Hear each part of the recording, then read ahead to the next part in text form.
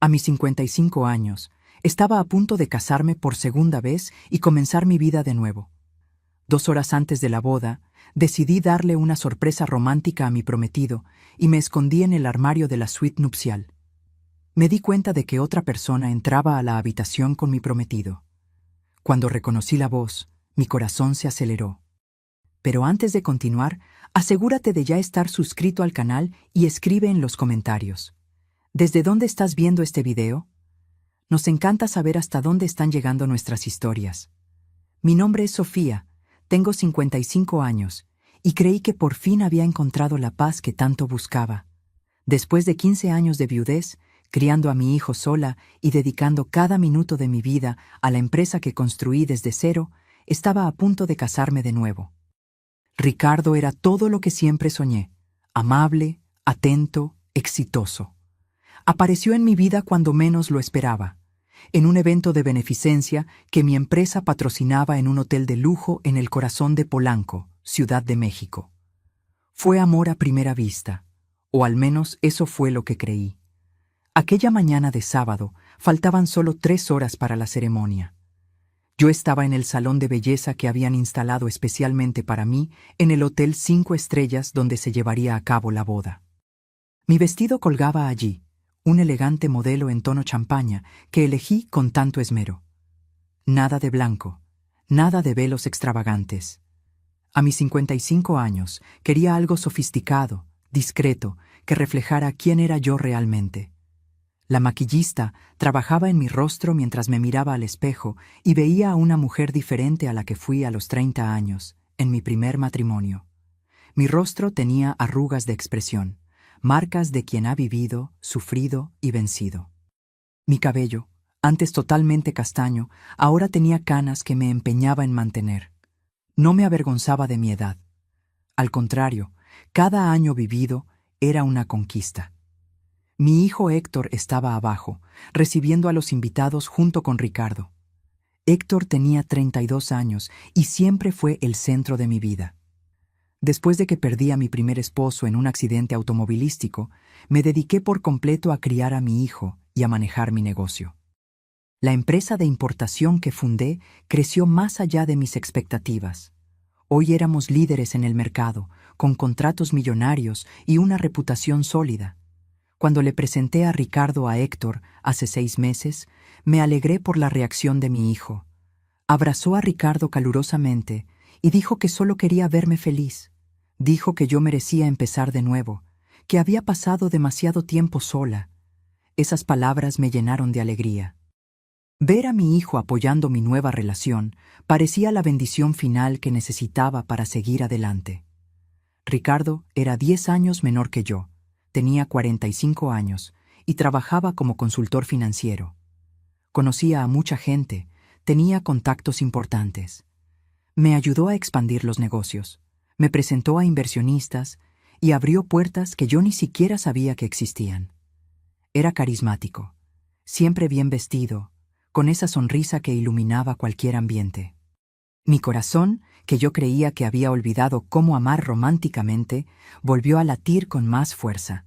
Mientras la maquillista aplicaba el último toque de rubor, una idea surgió en mi cabeza. Quería darle una sorpresa a Ricardo. Quería verlo cuando entrara a la suite nupcial, observar su rostro antes de revelarme. Sería un momento íntimo, especial, solo nuestro. Tomé mi celular y envié un mensaje a mi asistente, pidiéndole la tarjeta extra de la suite donde pasaríamos nuestra primera noche como marido y mujer. Ella respondió rápidamente, diciendo que dejaría la tarjeta en la recepción. Sonreí a mi reflejo en el espejo. A mis 55 años, todavía podía ser espontánea y romántica.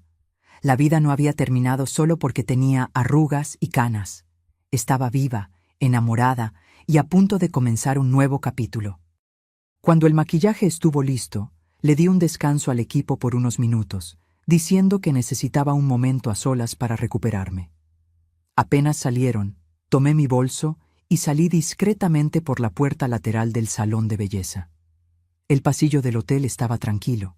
La mayoría de los empleados estaban ocupados preparando el salón de fiestas en la planta baja. Tomé el elevador hasta el 10º piso, donde se encontraba la suite presidencial que Ricardo y yo usaríamos. Mi corazón latía acelerado, no por nerviosismo, sino por una alegría genuina.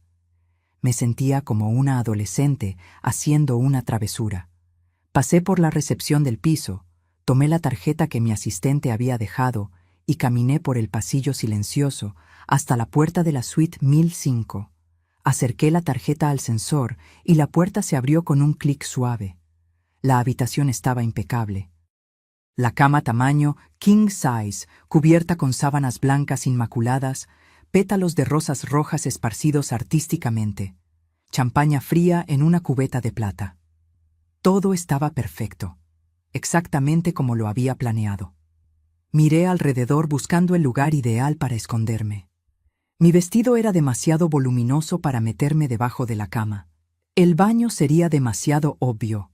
Mis ojos se detuvieron en el gran armario empotrado cerca de la ventana.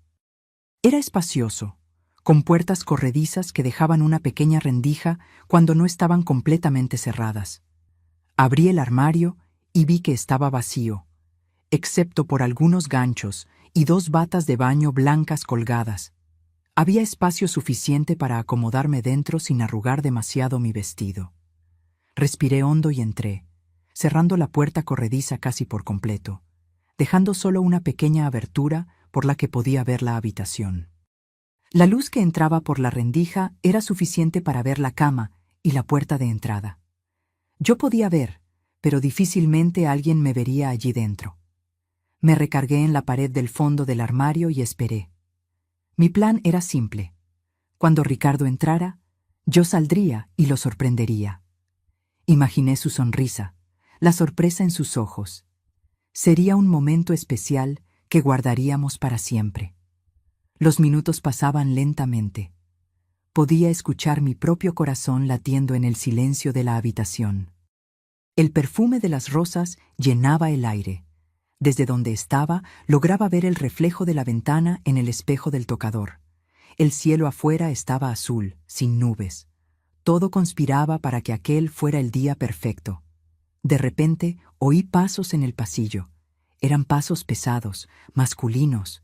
Mi corazón se aceleró. ¿Sería Ricardo? Todavía faltaban 2 horas para la ceremonia. Tal vez había venido a verificar que todo estuviera en orden en la habitación. Sonreí en la oscuridad del armario, preparándome para el momento de la sorpresa. Oí el sonido de la tarjeta pasándose por el sensor. La puerta se abrió y los pasos entraron. Por la rendija vi un par de zapatos masculinos, pero no eran los mocasines italianos que Ricardo siempre usaba. Eran tenis casuales, desgastados. Fruncí el ceño, confundida. ¿Quién sería? Entonces oí una voz que me congeló por completo. Ya estoy aquí. Te tardaste. Era la voz de mi hijo. Era Héctor. Mi mente entró en pánico. ¿Qué hacía Héctor allí? ¿Por qué estaba en la suite nupcial? Contuve la respiración, tratando de entender.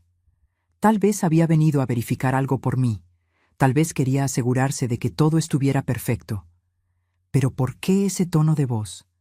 Parecía impaciente, incluso irritado. La puerta se abrió de nuevo. Otros pasos entraron. Esta vez reconocí inmediatamente los zapatos. Eran los mocasines de Ricardo. Mi prometido estaba allí, con mi hijo, en la habitación donde pasaríamos nuestra primera noche juntos. «Disculpa la tardanza», dijo Ricardo. Su voz era diferente. No era el tono dulce y gentil que siempre usaba conmigo. Era frío, objetivo. Tuve que deshacerme de esas tías latosas de tu madre. ¿Mi madre? ¿Estaba hablando de mí? ¿Llamándome tu madre a Héctor? Un escalofrío recorrió mi espalda. Algo estaba muy mal. ¿Cuánto tiempo más vamos a tener que aguantar esta farsa?, preguntó Héctor, y el desprecio en su voz era inconfundible. Estoy cansado de fingir que estoy feliz con este matrimonio ridículo. Mis piernas casi fallaron. Me sostuve de la pared del armario, tratando de procesar lo que estaba oyendo. ¿Farsa? ¿Matrimonio ridículo? ¿De qué estaba hablando mi hijo? Cálmate, respondió Ricardo, y podía oírlo caminando por la habitación. Solo unas horas más. Después de la ceremonia, después de que firme los papeles del régimen de sociedad conyugal, la parte difícil habrá terminado. Mi sangre se congeló en las venas. Sociedad conyugal, comunidad de bienes. Habíamos acordado separación de bienes. Yo había insistido en ello. Ricardo había accedido, diciendo que su amor por mí no tenía nada que ver con el dinero. Los papeles que mi abogada preparó especificaban claramente la separación de bienes. ¿Estás seguro de que firmarás sin leer?, preguntó Héctor. Su voz sonaba ansiosa ahora. Mi madre es lista. Siempre lee todo antes de firmar. Ricardo se rió. Fue una risa baja, cruel, que jamás le había escuchado. Tu trabajo fue crear el ambiente emocional perfecto. Lo hiciste muy bien, por cierto. Ese discurso en la fiesta de compromiso sobre cómo solo querías verme feliz, sobre cómo merecía amor de nuevo, brillante. Estaba tan conmovida que ni siquiera cuestionó cuando sugerí cambiar de abogado. Mi mente se remontó a 3 semanas atrás. Ricardo había sugerido que usáramos a su abogado para preparar los documentos de la boda, diciendo que el hombre era especialista en derecho familiar y que agilizaría todo. Yo, confiada y enamorada, accedí. Nunca imaginé... ¿Y después?, preguntó Héctor. ¿Después de que firme? El silencio que siguió fue ensordecedor. Podía oír mi propio corazón martilleando contra mis costillas. Cada segundo parecía una eternidad. Después, dijo Ricardo lentamente, nos vamos de viaje de luna de miel. Ese crucero por el Caribe que tanto quería. Agua por todas partes, muchas oportunidades para... accidentes. No. Aquello no podía estar sucediendo. Debía estar teniendo una pesadilla. Tal vez el estrés de la boda, la ansiedad, todo eso me estaba haciendo alucinar.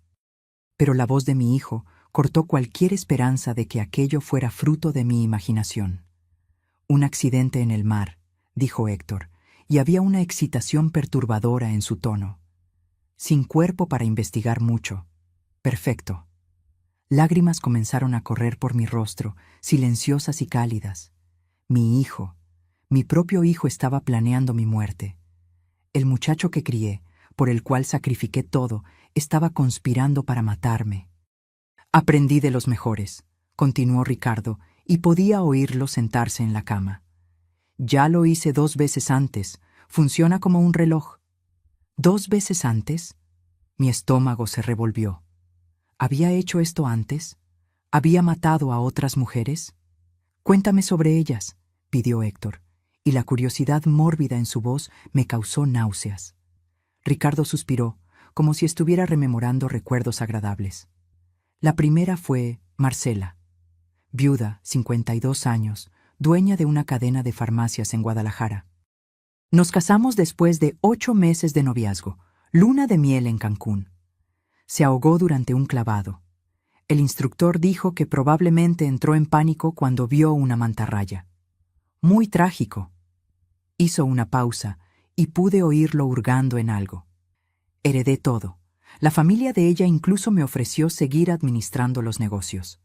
Me quedé 6 meses, tiempo suficiente para vender todo discretamente. Salí con casi 10 millones. 10 millones. Estaba hablando de vidas humanas como si fueran transacciones comerciales. ¿Y la segunda?, insistió Héctor. Ah, Beatriz, respondió Ricardo con un falso suspiro nostálgico. Empresaria del ramo de la construcción en Monterrey. 58 años, viuda también. Ella fue un poco más difícil. Muy controladora, muy involucrada en los negocios. Tardé 1 año en ganarme su confianza por completo. ¿Cómo lo hiciste? Isla privada en Grecia. Alquiler privado, solo nosotros 2.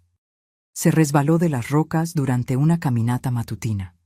Se golpeó la cabeza y cayó al mar. Encontraron el cuerpo 3 días después. La investigación concluyó que fue accidente. Me quedé destrozado. Lloré en el funeral. Toda la actuación. Su familia me abrazó. Me consoló. Heredé participación del 40% en la empresa. Vendí todo en menos de 1 año. Yo estaba temblando incontrolablemente dentro del armario. Aquel hombre, aquel monstruo que había dejado entrar en mi vida, en mi cama, en mis negocios, era un asesino en serie. Y mi hijo lo sabía. Peor, mi hijo estaba ayudando. Y mi madre va a ser la tercera, dijo Héctor, y no había emoción alguna en su voz. Era como si estuviera hablando del clima. La mejor de todas, confirmó Ricardo. Tu imperio de importación vale mucho más que los negocios de las otras dos juntas. Estamos hablando de por lo menos 50 millones en activos líquidos, sin contar las propiedades e inversiones. Contigo como único heredero y yo como viudo con derecho a la mitad de todo por la sociedad conyugal, vamos a dividir una fortuna. 50 millones. Era más o menos eso. Yo había construido todo desde cero, trabajado 16 horas al día durante años, y ahora descubría que mi propio hijo veía todo ese esfuerzo solo como dinero esperando ser robado. ¿Cuándo vas a transferir mi parte?, preguntó Héctor. Paciencia, respondió Ricardo. Primero, dejamos pasar el luto adecuado, 6 meses, tal vez un año. Luego, yo empiezo a vender los activos discretamente. Recibirás tu mitad según lo acordado, 25 millones. Dinero suficiente para que nunca más tengas que trabajar en la vida. Me lo merezco, dijo Héctor con amargura. Pasé la vida entera siendo el hijo perfecto. Estudié lo que ella quiso, trabajé en la empresa como un esclavo, fingí interés por ese negocio aburrido de importación. Todo para asegurar que cuando muriera, yo heredara todo. Cada palabra era una puñalada en mi corazón. Yo había dado todo por ese muchacho. Pagué las mejores escuelas, la mejor universidad, le di un cargo importante en la empresa incluso cuando demostraba poco interés. Creí que solo necesitaba tiempo para madurar, que eventualmente se enamoraría del negocio como yo. Tú hiciste la parte más difícil, dijo Ricardo. Presentarme con ella, construir la confianza, hacer que me viera como el yerno perfecto. Tu trabajo fue esencial. Yerno perfecto. Las piezas comenzaron a encajar en mi mente. Había sido Héctor quien sugirió que fuera a aquel evento de beneficencia donde conocí a Ricardo. Héctor quien insistió en que Ricardo era un buen hombre, que yo debería darle una oportunidad al amor. Héctor, quien ayudó a planear nuestra primera cita, que siempre estaba allí incentivando la relación. Todo había sido un plan, desde el inicio. ¿Estás seguro de que no hay forma de que rastreen esto hasta nosotros?, preguntó Héctor, sonando preocupado por primera vez. Ninguna, garantizó Ricardo. Soy cuidadoso. Nunca uso el mismo método 2 veces. Nunca dejo evidencia. Las 2 veces anteriores ni siquiera hubo investigación profunda. Mujeres mayores, accidentes durante viajes. Es un patrón común. Las autoridades ni siquiera sospechan. ¿Y si alguien desconfía? ¿De qué? Se rió Ricardo. ¿De un esposo enamorado que perdió trágicamente a su esposa en un accidente? ¿De un hijo dedicado que está de luto por su madre? Somos víctimas, Héctor. Y las víctimas no son sospechosas. Continuaron conversando sobre detalles. Sobre cómo Ricardo garantizaría que yo usara un chaleco salvavidas defectuoso durante un paseo en barco. Sobre cómo ya había sobornado a uno de los empleados del crucero para que testificara que yo estaba bebiendo mucho, que estaba actuando de forma imprudente. Sobre cómo Héctor escenificaría al hijo devastado, tal vez hasta se desmayaría en el funeral para causar más conmoción. Yo escuchaba todo dentro de aquel armario oscuro, mi vestido de novia arrugado, mi maquillaje corrido por las lágrimas. La mujer que entró a esa habitación media hora atrás ya no existía. Aquella Sofía, ingenua y enamorada, había muerto. En su lugar nacía otra persona, alguien que acababa de perder todo lo que amaba, pero que no perdería su vida. Necesitamos bajar, dijo Ricardo finalmente. La ceremonia comienza en 1 hora. Tu madre debe estar preguntándose dónde estás. Que se preocupe, respondió Héctor con desdén. Dentro de unos meses ya no se preocupará por nada. Se rieron de mi muerte planeada, se rieron de lo tonta y confiada que era yo. Se rieron de lo fácil que sería engañarme hasta el final. Oí pasos alejándose. La puerta se abrió y se cerró. Después, silencio. Me quedé allí parada, incapaz de moverme. Mi cuerpo entero temblaba. Las piernas estaban débiles, como si fueran a desplomarse en cualquier momento. ¿Cuánto tiempo pasé allí? No lo sé decir. Pudo haber sido 5 minutos o 30. Finalmente, con un esfuerzo inmenso, empujé la puerta del armario y salí. Me tambaleé hasta la cama y me senté, o mejor dicho, me desplomé sobre ella. Los pétalos de rosa se pegaron a mi vestido. La champaña seguía fría en la cubeta, indiferente a la tragedia que acababa de ocurrir en esa habitación. Miré al espejo del tocador y vi mi reflejo. Mis ojos estaban rojos, el rímel escurrido formando líneas negras en mi rostro. Parecía una novia fantasma, una versión distorsionada de aquella mujer feliz que estaba en el salón de belleza hace una hora. Mi celular vibró en el bolsillo del vestido. Era un mensaje de Héctor. «Mamá, ¿dónde estás? Te estamos buscando. La ceremonia comienza en 45 minutos», seguido de otro de Ricardo. «Mi amor, estoy ansioso por verte en el altar. Te amo. Te amo». Aquellas palabras que antes me llenaban de alegría, ahora me causaban repulsión física. Tenía que salir de allí. Tenía que pensar. ¿Pero hacer qué? Si simplemente cancelaba la boda, sabrían que descubrí algo. Ricardo podría desaparecer, y yo no tendría pruebas de lo que oí. Lo había hecho antes, 2 veces, y salido impune. Era experimentado, cuidadoso, y Héctor, mi hijo. ¿Cómo probaría que mi propio hijo estaba tratando de matarme? ¿Quién me creería? Yo misma estaba teniendo dificultad para creerlo. Tomé mi celular y con las manos temblando abrí la aplicación de grabación de voz. Miré el tiempo. 42 minutos. Todo había sido grabado. Cada palabra, cada detalle del plan asesino. Estaba allí, en aquel pequeño archivo de audio. ¿Pero sería suficiente? ¿Sería admisible en un tribunal? E incluso si lo fuera, ¿qué pasaría? Mi hijo iría a la prisión. El muchacho que cargué en brazos, que enseñé a caminar, que consolé en cada pesadilla. Incluso después de todo lo que oí, la parte de mí que era madre sentía un dolor punzante solo de pensarlo. Me levanté de la cama con dificultad. Necesitaba actuar, y necesitaba actuar rápido. Fui al baño de la suite y miré nuevamente mi reflejo, esta vez bajo la luz cruda de los espejos. Tomé una toalla y limpié cuidadosamente el rímel corrido. Recompuse el maquillaje lo mejor que pude con los productos que tenía en el bolso. Mi mente trabajaba a máxima velocidad. Tenía 40 minutos. 40 minutos para decidir si destruía mi propia vida al exponer a mi hijo o si simplemente huía y dejaba todo atrás. 40 minutos para elegir entre justicia y maternidad. Pero entonces recordé a las otras mujeres, Marcela y Beatriz. ¿Tenían familia? ¿Hijos que lloraron por ellas? ¿Padres ancianos que fueron privados de despedirse de sus hijas? ¿Y cuántas otras mujeres serían las próximas víctimas si yo no hacía nada? Ricardo había transformado esto en un negocio. Era meticuloso, paciente, eficiente.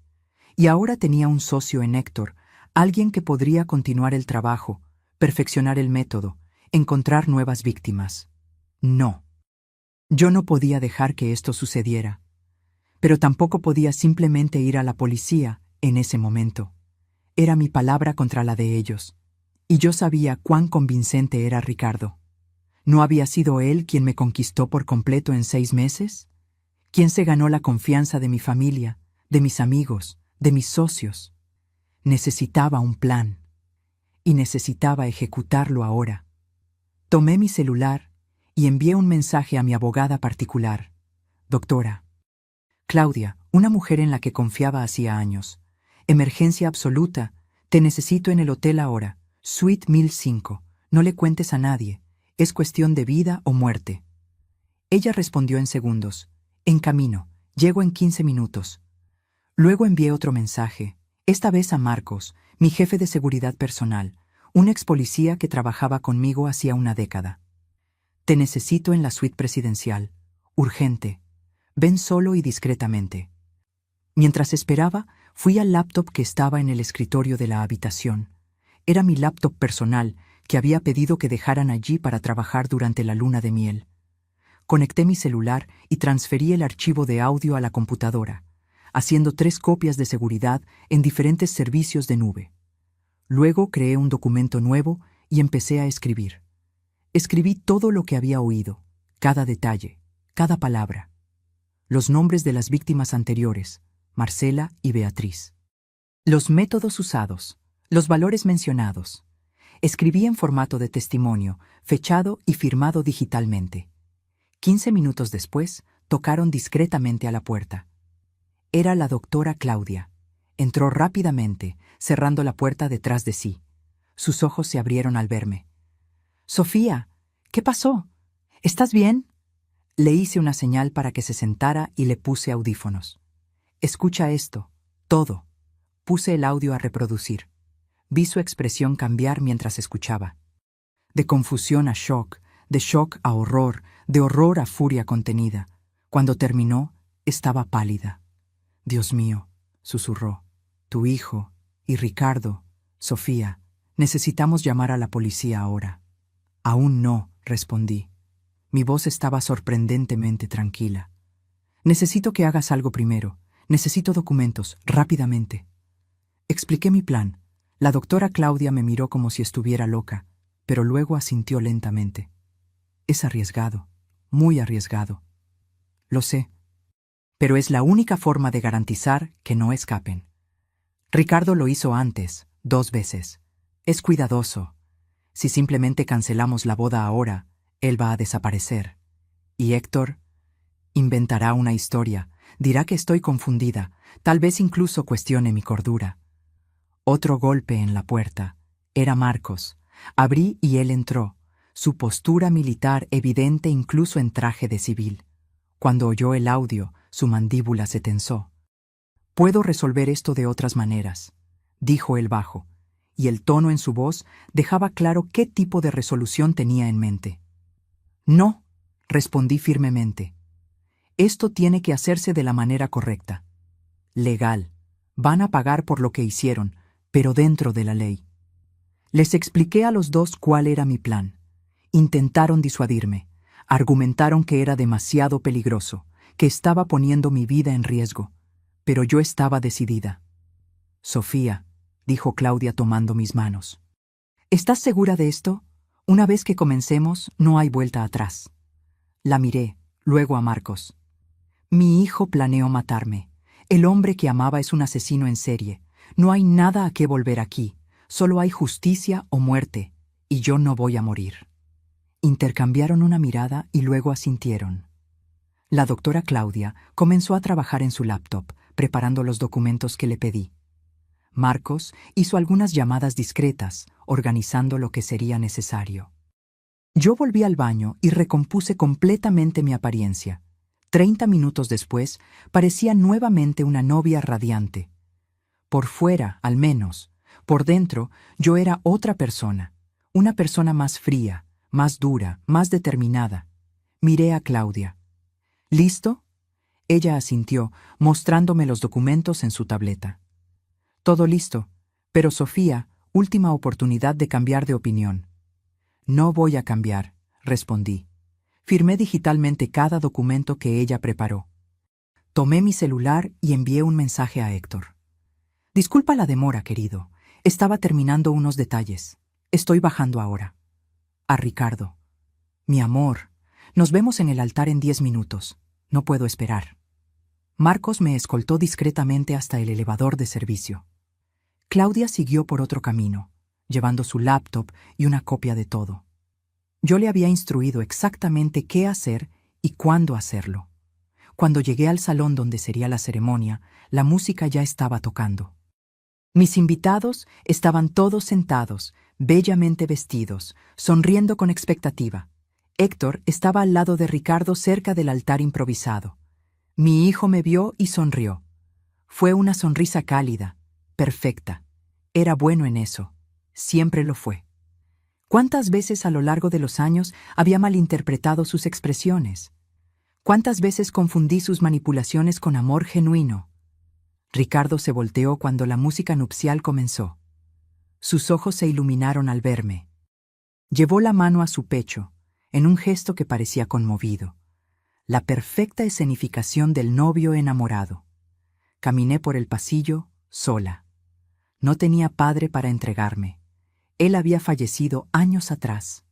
Siempre pensé que sería Héctor quien me llevaría al altar, pero él había declinado educadamente, diciendo que prefería quedarse al lado de Ricardo como padrino. Ahora entendía por qué. Querían estar juntos, presentar un frente unido. A cada paso que daba, sentía las miradas de los invitados sobre mí. 200 personas que no tenían idea de lo que estaba a punto de suceder. 200 testigos de lo que estaba planeando. Llegué al altar. Ricardo extendió su mano hacia mí. Yo la tomé. Su mano estaba cálida, firme. La mano de un asesino. «Estás hermosa», susurró. «Gracias», respondí con una sonrisa. El celebrante, un juez de paz que Ricardo había sugerido, comenzó la ceremonia.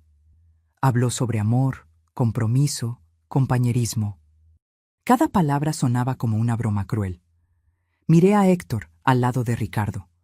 Mi hijo me observaba con una expresión que ahora reconocía. No era amor, era cálculo. Estaba evaluando si yo sospechaba de algo, si había alguna señal de que yo sabía. Le sonreí. Una sonrisa de madre orgullosa. Vi alivio pasar por sus ojos. «Llegamos ahora al intercambio de votos», anunció el celebrante. «Ricardo, ¿aceptas a Sofía como tu legítima esposa?» «Acepto», dijo Ricardo, su voz clara y firme. «Sofía, ¿aceptas a Ricardo como tu legítimo esposo?» Este era el momento que cambiaría todo. Miré a Ricardo, luego a Héctor, luego a todos los rostros expectantes a mi alrededor. «Tengo algo que decir primero», hablé en voz alta y clara. Un murmullo recorrió la audiencia. Ricardo frunció el ceño levemente, confundido pero aún manteniendo la sonrisa. «¿Sofía?», dijo él en voz baja. «¿Está todo bien?» «Está todo perfecto», respondí. Entonces me volteé hacia los invitados. «Todos ustedes vinieron aquí hoy pensando que asistirían a una boda. Y van a asistir, pero no la boda que imaginaban». El silencio en el salón era absoluto. Se podía oír la respiración de la gente. Ricardo intentó sujetar mi mano, pero me aparté. «Sofía, estás nerviosa», dijo, tratando de parecer preocupado. «Vamos a hacer una pausa. Puedes...» «No estoy nerviosa», corté. «Estoy perfectamente lúcida, tal vez más lúcida de lo que he estado en los últimos 6 meses». Héctor dio un paso adelante. «Mamá, ¿qué está pasando? ¿Te sientes mal?» «No me llames madre», dije, y mi voz salió más fría de lo que pretendía. Vi cómo retrocedía como si hubiera recibido una bofetada. Me volteé nuevamente hacia los invitados. Hoy, hace aproximadamente 1 hora, yo estaba en la suite nupcial, escondida en el armario. Quería darle una sorpresa romántica a mi futuro esposo. Ricardo palideció. Entendió inmediatamente a dónde iba a parar esto. Pero quien apareció en la habitación no fue solo Ricardo. Fue mi hijo también. Y ellos no sabían que yo estaba allí, así que conversaron libremente. «Mamá, no sé de qué estás hablando», comenzó Héctor, pero había pánico en sus ojos. «Y yo lo oí todo», continué, mi voz aumentando. «Los oí a ustedes planeando mi asesinato. Los oí riendo sobre lo fácil que sería engañarme. Oí sobre las otras 2 mujeres que Ricardo mató antes». El salón estalló en exclamaciones de shock. Personas se levantaron, comenzaron a hablar al mismo tiempo.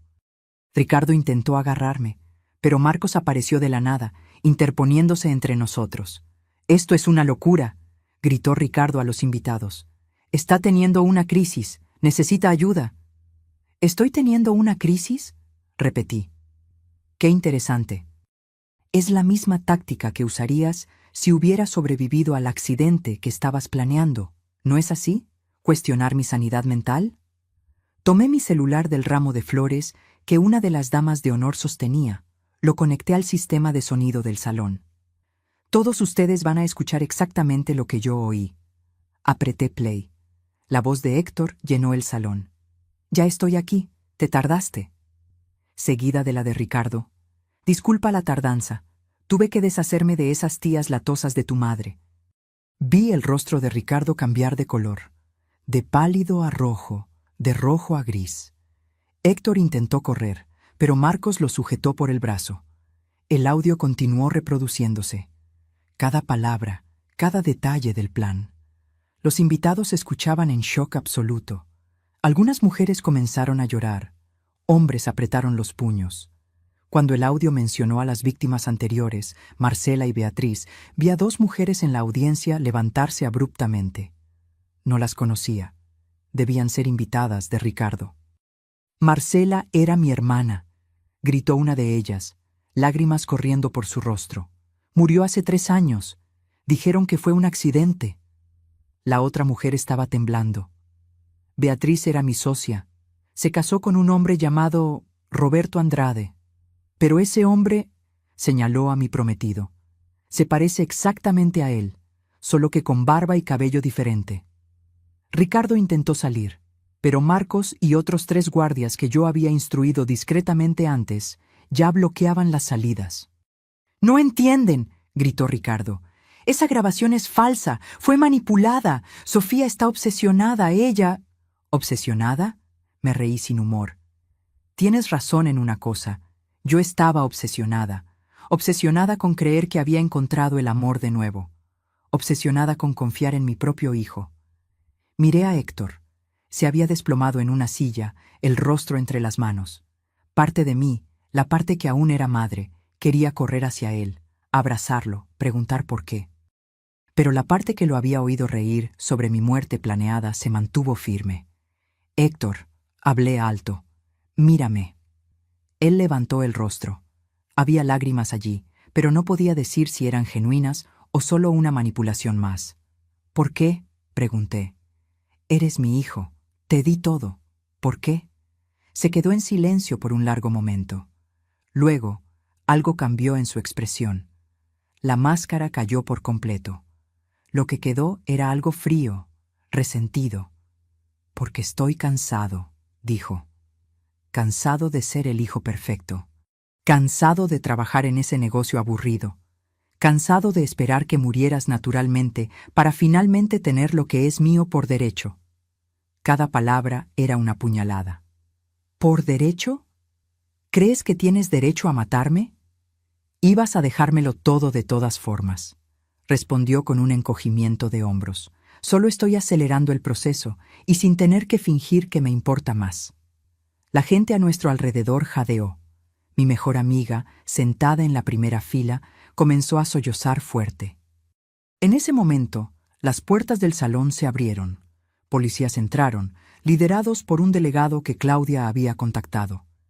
Ella había llevado copias de la grabación directamente a la policía mientras yo procrastinaba la ceremonia.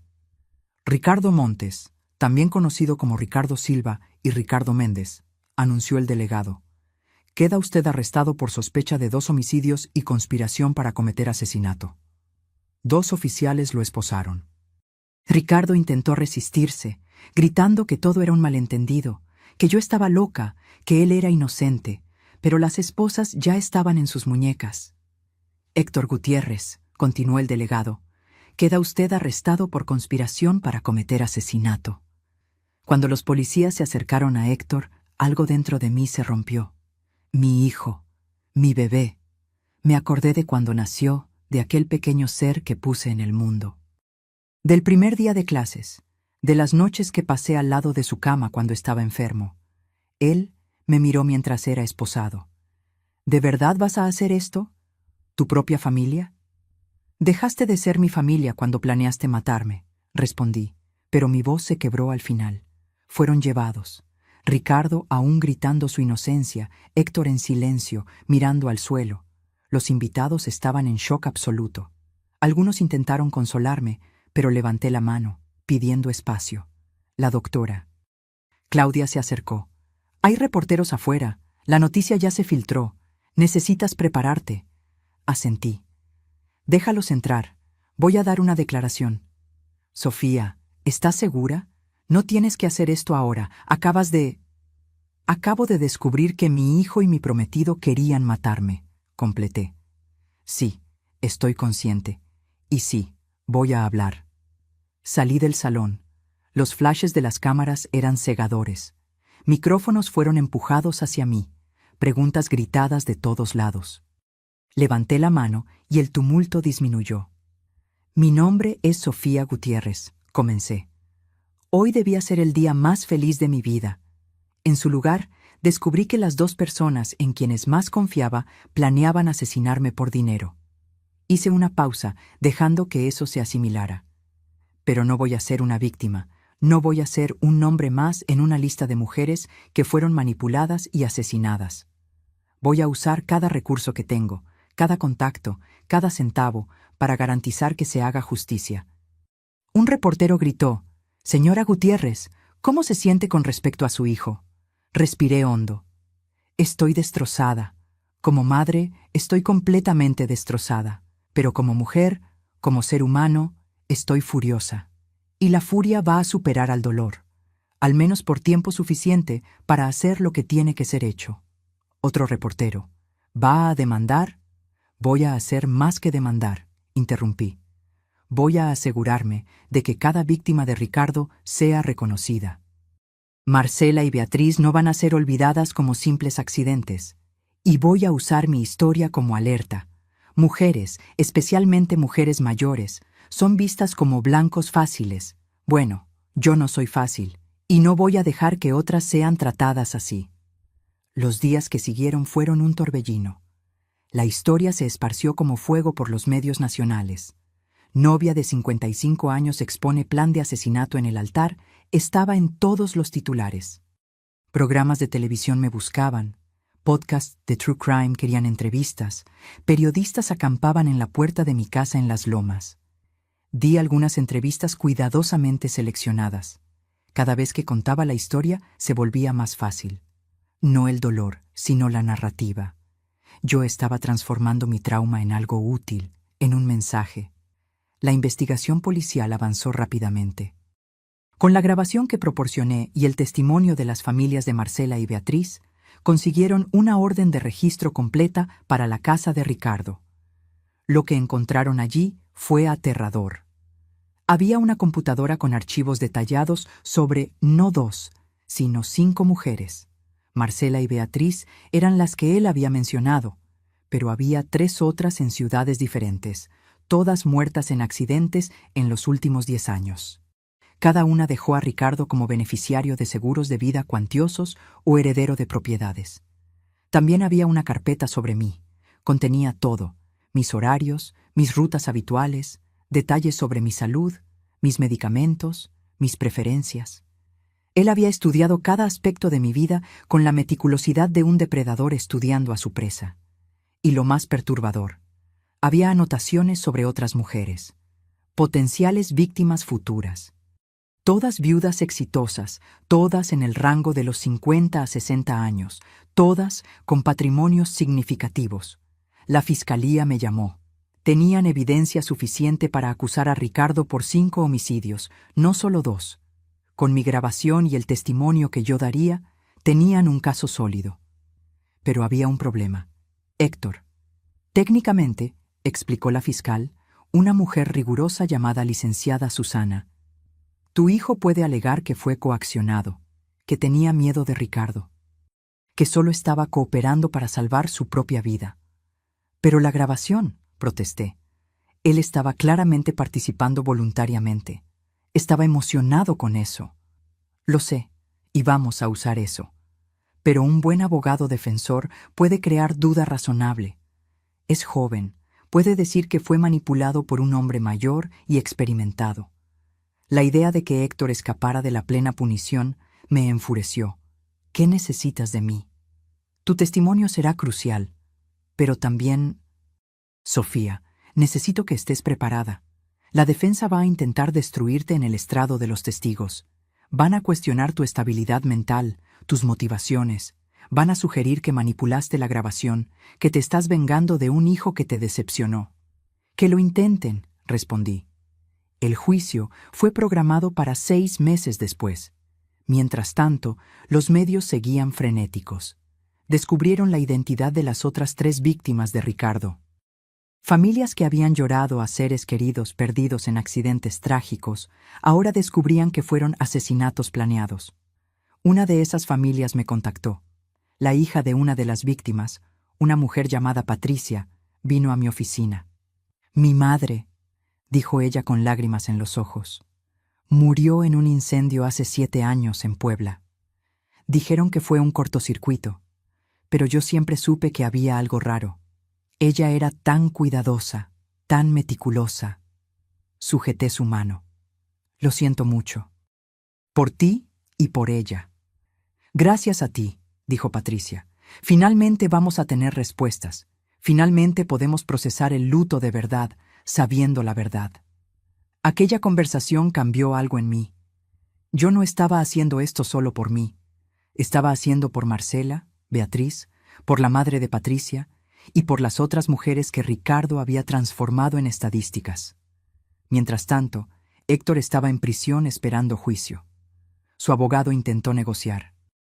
Querían que testificara contra Ricardo a cambio de una sentencia reducida. La fiscal me llamó para discutir. Es una buena oferta. Con su testimonio, garantizamos que Ricardo nunca más salga de prisión. ¿Y Héctor?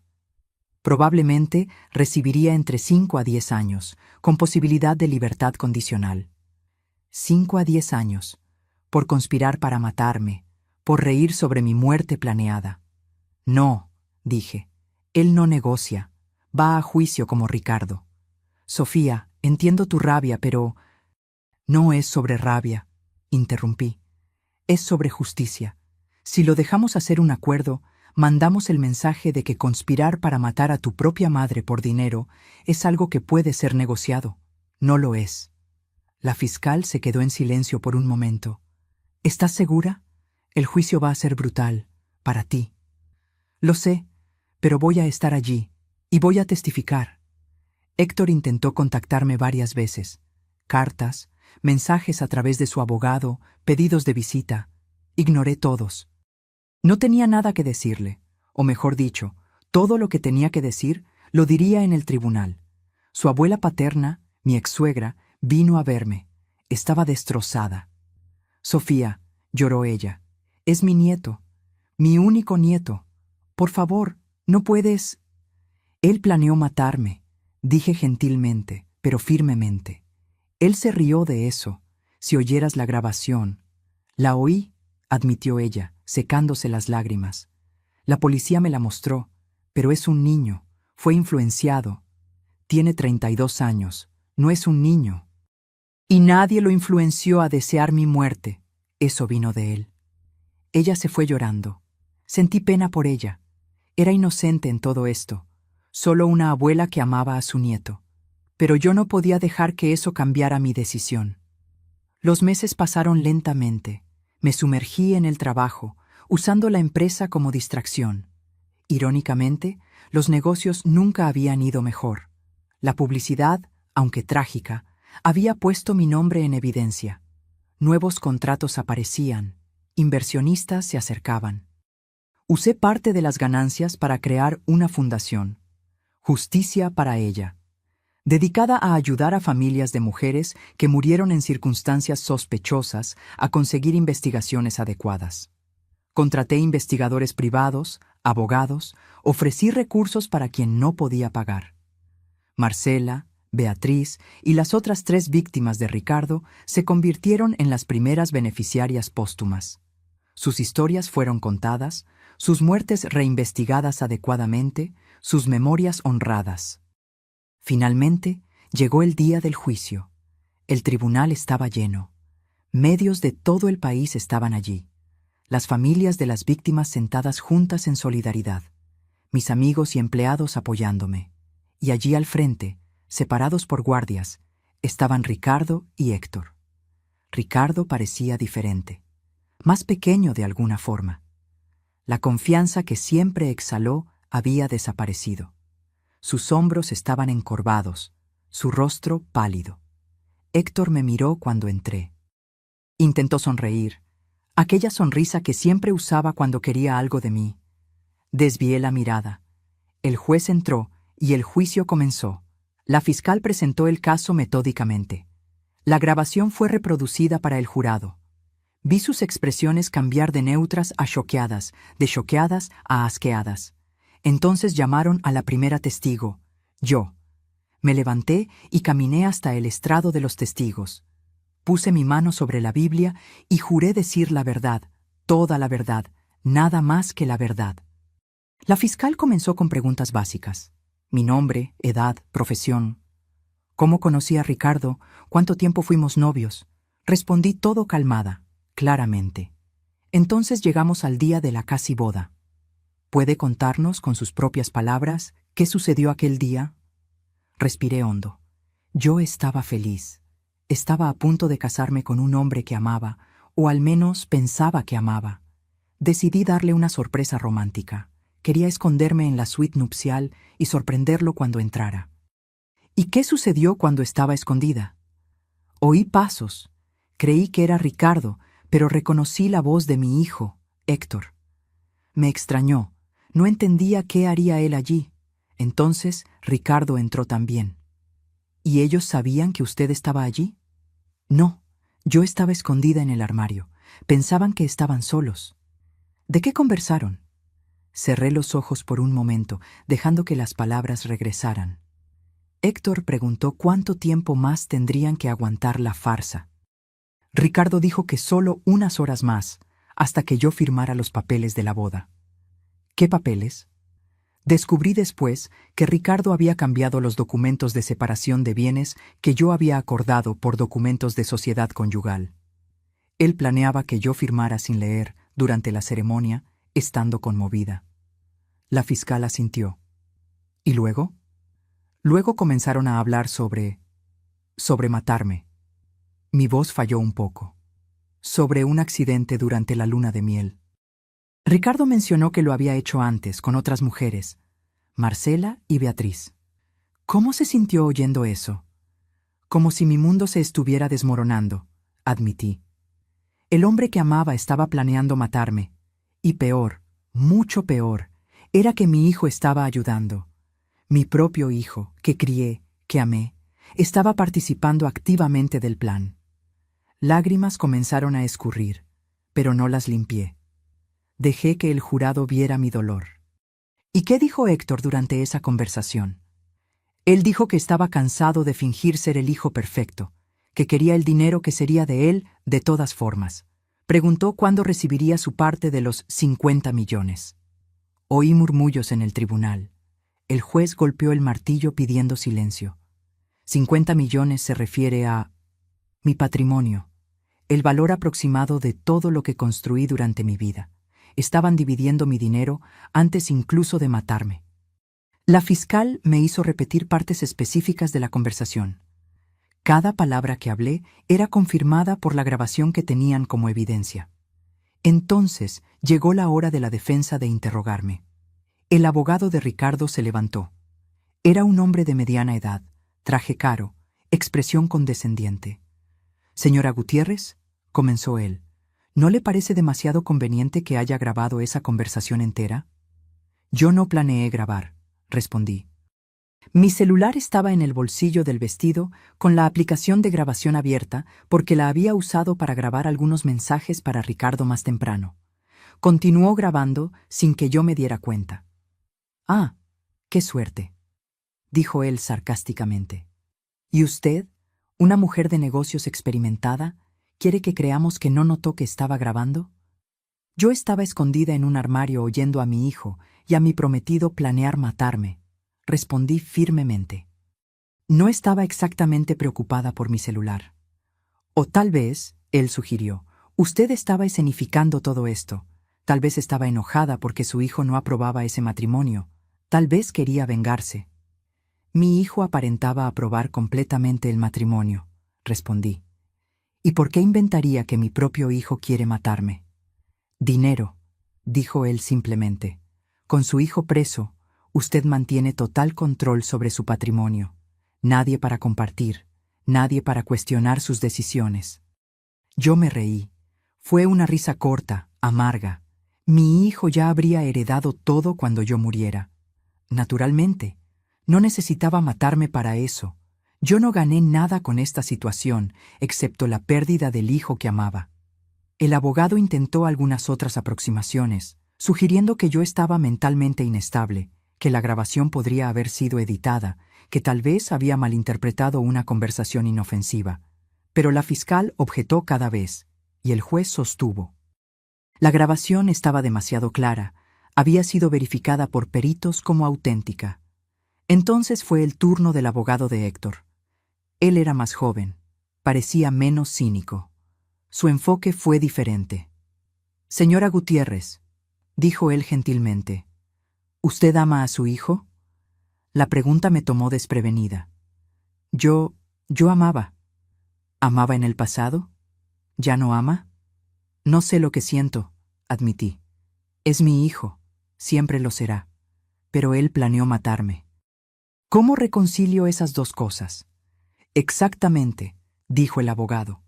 Como un hijo planea matar a su propia madre, ¿no sería necesaria algún tipo de coerción, manipulación? Objeción, dijo la fiscal. Especulación. Reformulo, dijo el abogado. Señora Gutiérrez, en la grabación, ¿quién inició la conversación sobre asesinato? ¿Quién sacó el tema a colación primero? Pensé de nuevo. Ricardo. ¿Y Ricardo es cuántos años mayor que Héctor? 13 años. Más experimentado, más manipulador. Usted misma fue engañada por él, ¿no es así? Fui, admití renuentemente. Entonces, ¿no es posible que Héctor, un joven de 32 años, también haya sido manipulado? ¿Que Ricardo haya plantado esas ideas en su cabeza? No, respondí firmemente. Porque en la grabación, Héctor no suena coaccionado, suena emocionado. Se rió, preguntó cuándo recibiría el dinero.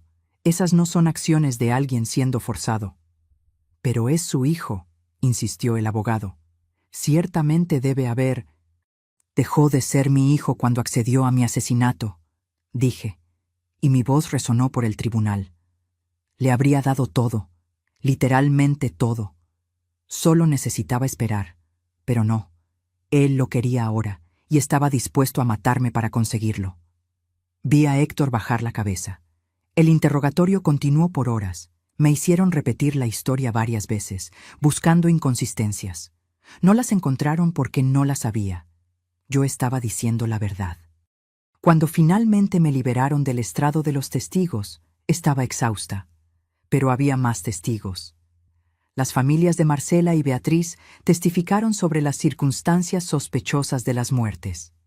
Peritos hablaron sobre los métodos usados, sobre cómo los accidentes fueron cuidadosamente planeados. Y entonces, la fiscalía trajo a su testigo sorpresa. Era una mujer que yo nunca había visto. Tenía cerca de 50 años, bonita, bien vestida. Cuando fue llamada al estrado, Ricardo se puso blanco. «Por favor, declare su nombre para el tribunal», pidió la fiscal. «Mi nombre es Daniela Campos», dijo la mujer, «y yo sería la próxima víctima de Ricardo». El tribunal explotó. El juez tuvo que golpear el martillo varias veces para restaurar el orden. Daniela contó su historia.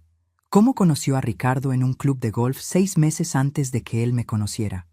Cómo él fue encantador, atento, perfecto. Cómo le pidió matrimonio y ella aceptó. Pero entonces, dijo ella, encontré algunos documentos en su casa, sobre otras mujeres, y comencé a desconfiar. ¿Qué hizo? Contraté a un investigador privado. Descubrió que Ricardo tenía varios nombres, varias identidades. Cuando confronté a Ricardo, él desapareció. Simplemente se esfumó. Nunca más lo vi hasta ver su foto en los periódicos, arrestado por el asesinato de varias mujeres. El testimonio de Daniela fue devastador para la defensa. Ella tenía documentos, correos electrónicos, todo comprobando que Ricardo había intentado el mismo esquema con ella. Había escapado solo por ser lo suficientemente desconfiada para investigar. La defensa intentó desacreditarla, sugiriendo que estaba buscando sus 15 minutos de fama. pero ella tenía evidencias demasiado sólidas. Entonces fue el turno de Ricardo y Héctor de testificar. Ricardo subió al estrado primero. Intentó parecer calmado, sereno, pero se podía ver el sudor en su frente. Su abogado lo guió a través de una narrativa cuidadosamente construida. Ricardo alegó que todo fue un malentendido, que la conversación que oí fue sacada de contexto, que él y Héctor solo estaban bromeando sobre escenarios absurdos, no planeando realmente nada. ¿Bromeando?, repitió la fiscal cuando llegó su turno de interrogar. ¿Usted estaba bromeando sobre matar a Sofía Gutiérrez? Era un tipo de humor negro, dijo Ricardo. Nosotros, Héctor y yo, desarrollamos ese tipo de amistad. Hacíamos bromas sobre todo. Bromas, repitió la fiscal. ¿Y las otras mujeres? Marcela, Beatriz, las otras tres, ¿ellas también fueron bromas? Yo no maté a nadie, dijo Ricardo firmemente. Esas fueron todas tragedias reales, accidentes reales. Están intentando transformarme en algún tipo de serial killer cuando soy solo un hombre con mala suerte que perdió a personas que amaba. Mala suerte, murmuró la fiscal. Señor Montes, o debería llamarle Silva, o Méndez. ¿Cuántos nombres falsos ha usado? Cambié mi nombre legalmente algunas veces, admitió él, por razones personales. ¿Razones personales como huir de investigaciones? Objeción. Sostenida, reformule, fiscal. Ella cambió de táctica. Señor, en la grabación usted menciona valores específicos. 50 millones. Usted menciona dividir el patrimonio de Sofía. ¿Cómo explica eso si era solo una broma? Estábamos especulando. Sobre hipotéticamente, si algo le sucediera a Sofía. Conveniente. ¿Y usted siempre especula sobre la muerte de sus prometidas? Las preguntas continuaron, incisivas, implacables. Ricardo intentó mantener su historia, pero la fiscal lo desmontó pieza por pieza. Cada respuesta suya creaba más contradicciones. Finalmente, salió del estrado pareciendo derrotado. Entonces fue el turno de Héctor. Mi hijo subió al estrado lentamente.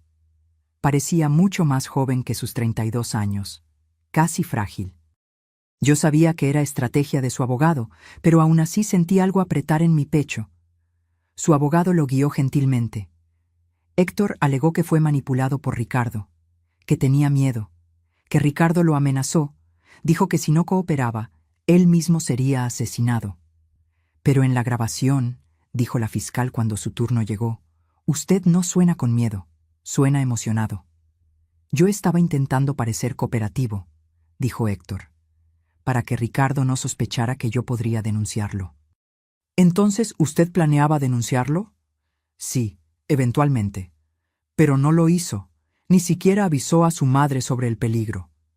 Tenía miedo, repitió Héctor. Ricardo es peligroso. Pero no tan peligroso como para impedirle preguntar cuándo recibiría sus 25 millones, ¿cierto? Héctor parpadeó. Yo solo estaba siguiendo su juego. La fiscal sacó un documento. Señor Gutiérrez, usted abrió una cuenta offshore 3 semanas antes de la boda planeada.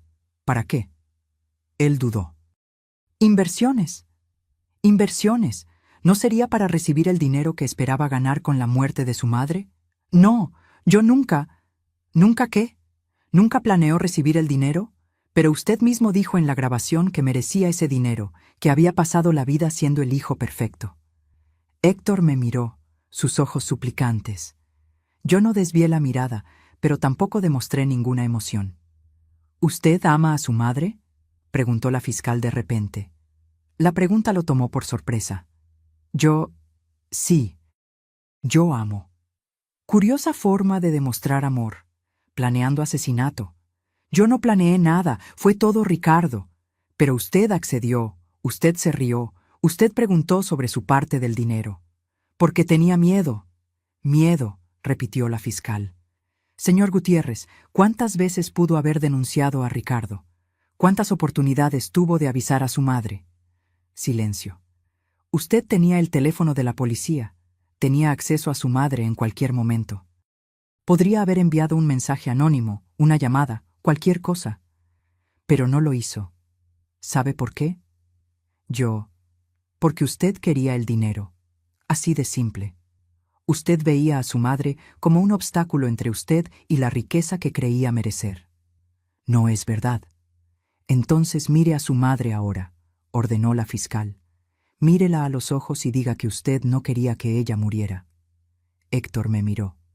Yo lo encaré de vuelta, mi rostro una máscara neutra. Comenzó él, pero nada más salió.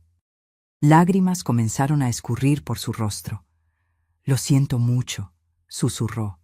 Mamá, lo siento mucho. ¿Usted lo siente por qué? Preguntó la fiscal. ¿Por haber planeado matar a su madre o por haber sido atrapado? Él no respondió. Solo continuó llorando. Cuando finalmente lo despidieron, pasó a mi lado tambaleándose. Intentó tocarme, pero un guardia lo impidió. Los argumentos finales comenzaron al día siguiente.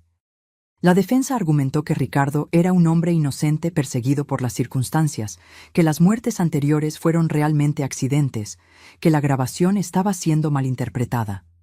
Para Héctor, argumentaron que era una víctima de manipulación, un joven asustado coaccionado por un hombre mayor y peligroso. La fiscalía pintó un cuadro diferente, de un depredador calculista y experimentado que transformó el asesinato en un negocio lucrativo, y de un hijo codicioso dispuesto a matar a su propia madre por dinero. Sofía Gutiérrez, dijo la fiscal en su argumento final, es una sobreviviente.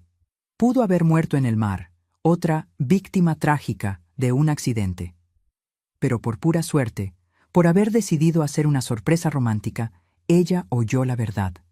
Y fue lo suficientemente valiente para no solo salvar su propia vida, sino para traer justicia para Marcela, Beatriz y todas las otras. Señaló a Ricardo y Héctor. Estos hombres veían a mujeres exitosas no como personas, sino como fuentes de ingresos, como blancos. Planearon meticulosamente, ejecutaron fríamente y habrían continuado si Sofía no los hubiera expuesto. El jurado salió a deliberar. Fueron 3 días de espera, 3 días donde apenas pude comer o dormir. Pasaba las noches reviviendo cada momento, cada palabra de la grabación, cada mirada de Héctor durante el juicio. Finalmente, vino el veredicto. El tribunal estaba lleno nuevamente. Me senté en la primera fila, la doctora Claudia de un lado, Marcos del otro. En el caso del Estado contra Ricardo Montes, comenzó el presidente del jurado. Por el crimen de asesinato en primer grado de Marcela Santos, encontramos al acusado, culpable. Oí gritos ahogados detrás de mí, la hermana de Marcela llorando. El presidente continuó, culpable de asesinato en primer grado de Beatriz Lima, culpable de 3 otras acusaciones de homicidio, culpable de conspiración para cometer asesinato contra mí. Ricardo permaneció inmóvil mientras cada veredicto era leído. En el caso del Estado contra Héctor Gutiérrez, continuó el presidente, por el crimen de conspiración para cometer asesinato, encontramos al acusado culpable. Sentí algo romperse dentro de mí, incluso esperando, incluso queriendo justicia, oír a mi hijo ser declarado culpable fue como recibir un disparo en el pecho. Héctor se desplomó en la mesa, sollozando. Su abogado intentó consolarlo, pero no había consuelo para aquello. La sentencia llegó 2 semanas después. Ricardo recibió 5 sentencias de prisión vitalicia consecutivas, sin posibilidad de libertad condicional. Moriría en prisión. Cuando la sentencia fue leída, él ni siquiera reaccionó. Solo miró fijamente al frente, como si ya estuviera muerto. Héctor recibió 25 años, con posibilidad de libertad condicional después de 15. El juez fue duro en sus palabras. «Señor Gutiérrez», dijo él, «usted traicionó la confianza más sagrada que existe, la confianza entre madre e hijo. Usted no solo planeó quitarle la vida a la mujer que le dio la vida, sino que lo hizo por pura codicia. Espero que use su tiempo en prisión para reflexionar sobre la magnitud de lo que intentó hacer». Cuando terminó, cuando los guardias se los llevaron, Héctor me miró una última vez. «Mamá», dijo él, su voz quebrándose, «¿puedes perdonarme algún día? Lo miré, a aquel hombre que un día fue mi bebé. No sé, respondí honestamente. Pregúntame dentro de 15 años. Fue la última vez que hablé con él. Los meses siguientes fueron de reconstrucción. Los medios eventualmente siguieron adelante, encontrando nuevas historias. La fundación que creé continuó creciendo, ayudando cada vez a más familias. Las familias de Marcela, Beatriz y las otras víctimas se convirtieron en parte de mi vida. Nos reuníamos periódicamente, compartiendo recuerdos de aquellas que perdimos, garantizando que nunca fueran olvidadas. Vendí la empresa. Ya no podía trabajar allí, no cuando cada rincón me recordaba a Héctor, a cómo yo creía que estábamos construyendo algo juntos. Vendí por un valor justo y usé el dinero para expandir la fundación. Cambié de casa también. Ya no podía vivir en el lugar donde crié a mi hijo, donde cada habitación tenía recuerdos de él. Compré un apartamento más pequeño, más sencillo en Coyoacán. Empecé de nuevo. La terapia ayudó. Fueron meses de sesiones dolorosas, desempacando cada capa de traición, de dolor, de culpa. Sí, culpa. Porque por más que supiera racionalmente que no era mi culpa, parte de mí seguía preguntando, ¿dónde me equivoqué? ¿Cuándo mi hijo se transformó en alguien capaz de planear mi asesinato? Usted no se equivocó, mi terapeuta repetía. Algunas personas simplemente toman malas decisiones, decisiones crueles, y eso no es un reflejo de usted como madre. Pero tomó tiempo aceptar eso. Un año después del juicio, recibí una carta. Era de Héctor. Me quedé mirando el sobre por días antes de tener el coraje de abrirlo. Cuando finalmente abrí, encontré páginas y páginas de su letra, aquella misma letra que vi en tarjetas del Día de las Madres, en notas cariñosas, en dibujos infantiles. Pedía disculpas. Decía que entendía si yo nunca lo perdonaba, que estaba en terapia en prisión, intentando entender por qué hizo lo que hizo, que la codicia, el resentimiento, la envidia habían envenenado su corazón poco a poco, año tras año. Yo te veía trabajando tanto, escribió él, construyendo ese imperio, y empecé a sentir como si fuera mío por derecho, como si me debieras aquello. Olvidé que no me debías nada, que todo lo que hiciste fue por amor, no por obligación. Hablaba sobre Ricardo, sobre cómo fue seducido por la idea de riqueza rápida, cómo Ricardo alimentó su resentimiento, validó su codicia, la transformó en un plan concreto. Pero no puedo culpar solo a él, escribió. Fui yo quien eligió escuchar. Fui yo quien accedió. Fui yo quien se rió sobre tu muerte, y voy a cargar con eso el resto de mi vida. Terminaba diciendo que no esperaba respuesta, que no esperaba perdón, que solo quería que yo supiera que estaba intentando ser una mejor persona. Guardé la carta. No respondí. Aún no estaba lista. 2 años pasaron, luego 3. Hice terapia, viajé, conocí gente nueva. Aprendí a confiar de nuevo, lentamente. Hice nuevos amigos, cultivé nuevos hobbies. Descubrí quién era Sofía sin ser la madre de Héctor, sin ser la CEO de una empresa. Y aprendí algo importante. Yo era fuerte, más fuerte de lo que jamás imaginé. Había sobrevivido a la traición suprema. Me había quedado escondida en un armario, oyendo a mi hijo planear mi asesinato, y no solo sobreviví, sino que luché. Había expuesto a 2 criminales, traído justicia para víctimas olvidadas, transformado mi tragedia en algo que ayudaba a otras personas. A mis 58 años, ya no era aquella mujer ingenua que se escondió en el armario esperando sorprender a su prometido. Era alguien que conocía el lado más oscuro de la humanidad y eligió no volverse cínica. Alguien que fue traicionada por su propia familia y eligió continuar amando, solo que con más cuidado. En mi cumpleaños número 59, hice algo que no había hecho en 3 años. Fui a visitar a Héctor. Él había cambiado. Estaba más delgado, más viejo de lo que sus 35 años deberían parecer. Pero había algo diferente en sus ojos, algo que podría ser remordimiento genuino. Nos sentamos separados por el vidrio, teléfonos en las orejas. «Hola, mamá», dijo él, y su voz estaba ronca. «Hola, Héctor», respondí. Nos quedamos en silencio por un largo momento. «Gracias por venir», dijo él finalmente. «No esperaba». «Yo tampoco», admití. «No sé por qué vine. Tal vez para ver si realmente cambiaste, o tal vez para ver si yo cambié lo suficiente para sentarme aquí sin odiarte». «¿Y cambiaste?», pensé sobre eso. «No te odio, ya no. Pero tampoco sé si puedo amarte como antes. Aquel Héctor, el hijo que yo amaba, murió en esa habitación de hotel. Eres otra persona ahora, y yo también lo soy». Lágrimas escurrieron por su rostro. «Lo sé, y no espero que me ames. Solo espero que un día, tal vez, puedas verme como un ser humano que cometió un error terrible y está intentando ser mejor». «Matar a tu madre no es un error, Héctor. Es una elección». «Tienes razón. Fue una elección, la peor que he hecho». Conversamos por 40 minutos. No fue una reconciliación. No fue perdón.